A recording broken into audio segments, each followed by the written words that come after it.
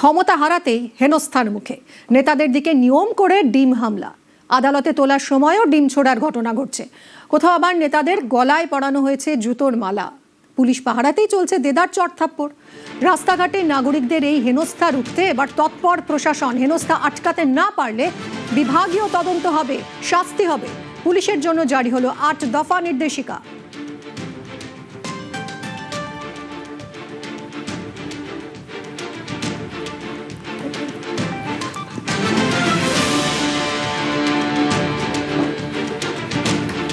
দাওয়াই ১, হামলা হতে পারে এমন ব্যক্তিকে চিহ্নিত করা হবে, পুলিশি নিরাপত্তা দিয়ে আদালতে পেশ করতে হবে।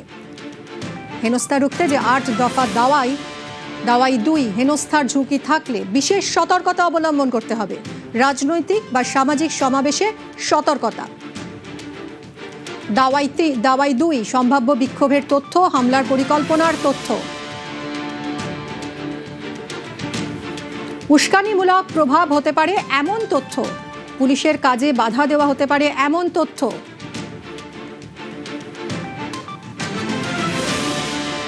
আদালতে নিয়ে যাওয়ার পথে ঝুঁকি থাকলে খতিয়ে দেখা হবে। আদালতে পেশ করার পথে পুলিশি এসকর্ট দেওয়া হবে।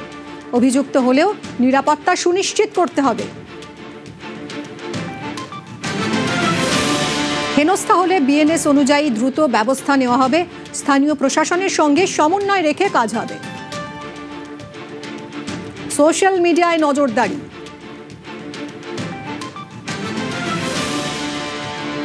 আদালতে পেশের জন্য নিরাপদ রুট বেছে নিতে হবে। প্রয়োজনে পথে ব্যারিকেড দিতে হবে। সন্দেহ হলে তল্লাশি চালাতে হবে। সিসি ক্যামেরায় চলবে নজরদারি। হেনস্থা রুখতে পুলিশকে ৮ দাওয়াই। ভিডিওগ্রাফি করা হবে। ঝুঁকি থাকলে অতিরিক্ত পুলিশ মোতায়েন করতে হবে। ডিম পাথর ছুড়লে কড়া ব্যবস্থা নিতে হবে। আক্রান্ত ব্যক্তিকে উদ্ধার। বেআইনি জমায়েত হটাতে হবে। অভিযুক্তদের আটক এবং এফআইআর করতে হবে। পুলিশের জন্য জারি হলো ৮ দফা নির্দেশিকা। বিএনএস মেনে তদন্ত হবে। ভিডিও এবং অন্যান্য প্রমাণ সংরক্ষণ করতে হবে। নির্দেশিকা বাস্তবায়নে সিপি এবং এসপি। হামলার আশঙ্কা থাকলে সেই মতো গ্রেফতার। হেনস্থা হলে পুলিশের বিরুদ্ধে বিভাগীয় তদন্ত। দায়িত্বে থাকা পুলিশ কর্মী অফিসারদের বিরুদ্ধে তদন্ত হবে। পুলিশের গাফিলতির প্রমাণ মিললে শাস্তি।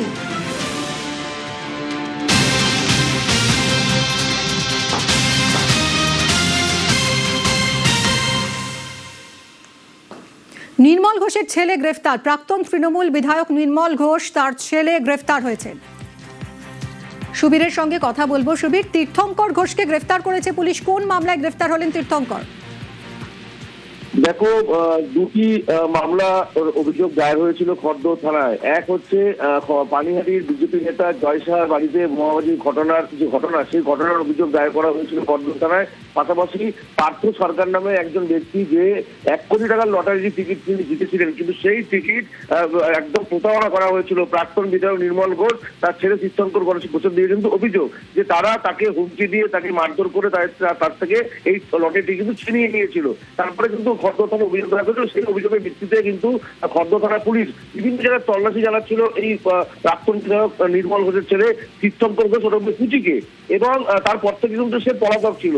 এবং গতকাল গোপন সূত্রে খবর পেয়ে দক্ষিণেশ্বরে একটি হোটেলে গা ঢাকা দিয়েছিল প্রাক্তন বিধায়ক পুত্র তীর্থঙ্কর ঘোষ, এবং সেই জায়গা থেকে গোপন অভিযান চালিয়ে সোর্স মারফত কিন্তু অভিযান চালায় খর্দ থানা পুলিশ, এবং সেখান থেকে দক্ষিণেশ্বরের একটি হোটেল থেকে প্রাক্তন বিধায়ক পুত্র তীর্থঙ্কর ঘোষ ওরফে কুচিকে গ্রেফতার করে খর্দ থানা পুলিশ, এবং আজকে তাকে বারাকপুর আদালতে পাঠানো হবে 7 দিনের পুলিশি হেফাজত চেয়ে। ধন্যবাদ সুবীর।